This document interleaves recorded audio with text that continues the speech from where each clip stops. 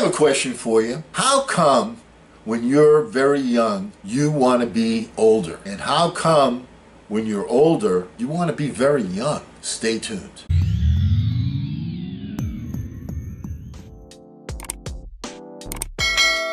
Hello again, everyone. I'm Eli's dad with Project Eli, where we educate, we lead, and we inspire. And I finally figured out the answer to that question.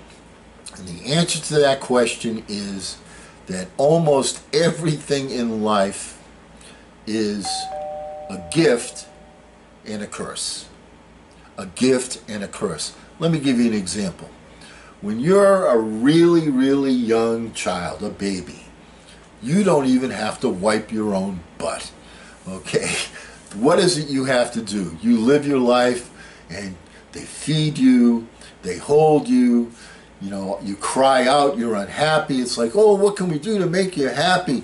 You're tired, they put you to sleep. You have zero responsibilities. Everyone's taking care of you. Everyone's saying how cute you are and how lovely you are. It's a gift. But it's also a curse, because when you're younger, what is it you can do? You can't even move. You're not even crawling. You're just lying there. All right? It's a gift and a curse. All right? So you're a child, Eli. What's your main focus in life? Your main focus in life is lightsabers. I need more lightsabers, Dad. I only have 8 of them. I need more lightsabers. That's a gift. Your responsibilities are very, very few. Your needs are very, very simple. We don't ask a lot. All we want is to make you happy, to have you grow, to teach you how to talk, to teach you how to walk, you know. And as you're doing that, as you're making progress, you're very happy. It's a gift. But it's also a curse. Why? Because you're limited in what you can do. You can only do so many things. You're not given any sort of responsibilities. You're told what to do. I need you to be here. I need you to do this. I need you to stop talking. I need you to stop crying. You know, those types of things. You have very few responsibilities at that age. It's a gift and a curse. Which brings me to kind of our present situation where, you know, right now you're 16, 17 years old, and you've started to have relationships with people of the opposite gender. That's a gift and a curse. Trust me, it's a gift and a curse. Why is it a gift? Because there is nothing in life, my son, like the feeling of love between two people. Looking into their eyes and holding their hand, and just that feeling that you get with that special person. There is nothing like that, and it doesn't go away except when it goes away. And when it goes away, there is nothing more of a curse than that feeling. And I know that you've had that already once in your life. I tried to warn you about that. You know, we've done a lot of videos here. I knew that was going to happen. It happened. And I mentioned in the video, when it happens, you're not going to be able to handle it. And guess what? I was right again. How do I know? Because I went through the same thing. I went through the same thing. Especially your first love, the very first one that you have. And when that breaks up, it's like you feel like, oh, what more? How I can't feel any worse than I feel right now. I've lost everything. I'm so unhappy. And then you learn the lesson that time will heal all wounds, and you get to the point where you move on. But that feeling that you have, just as deeply as you felt, sort of a yin and a yang thing, as good as you felt, as great as you felt when you were in love, that's how badly you feel when you get your walking papers and say, you know what, we need to break up, I don't want to see you anymore. And then you start thinking of all the different things that you could have done that could have maintained a relationship. And let me tell you, you're never going to figure it out. You're never going to figure it out. That's just the way it is. And I tell you this because right now you're in the position where the things that are the most important to you in life are relationships, are the ladies, are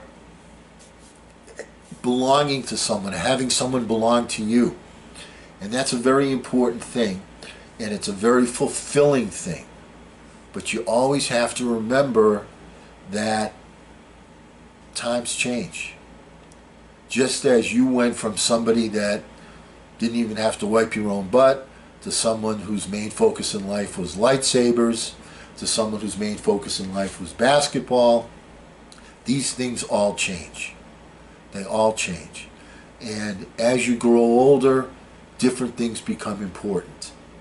Right now, to me, as someone who is, shall we say, very seasoned, you are the most important thing in my life.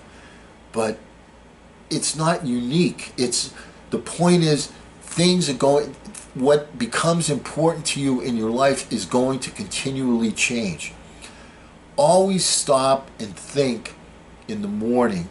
Give yourself some time. Organize your thoughts. Figure out where you want to go. And you're going to have singleness of purpose because you have a burning desire. But at the same time, you want to have some sort of a balance in your life. Remember the three sides of the balance sheet. There's the personal side, the business side, and the spiritual side, the relationship you have with your Creator. You're not going to be able to keep those in equal balance throughout your life. It doesn't work that way. Sometimes you're going to be working 20 hours straight. You focus on it. You've got to get this done, and that's the right way to be. Don't get me wrong, but at the same time, you've got to always remember that there's a balance that you have to maintain. And when you're on vacation, as an example, you spend that time. That's the personal time. You spend that time. Or when you come home, you leave the office there and you spend that personal time. Does that make sense? You've got to have that balance, but always remember that it's not going to be equal. People tell you, oh, you got to equal this. It doesn't work that way.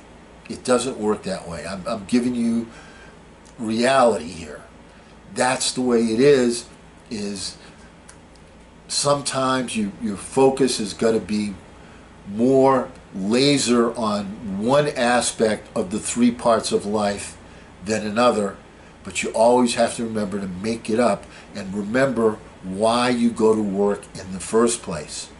You're going to work because you want to make a better life for the people in your orbit, including yourself.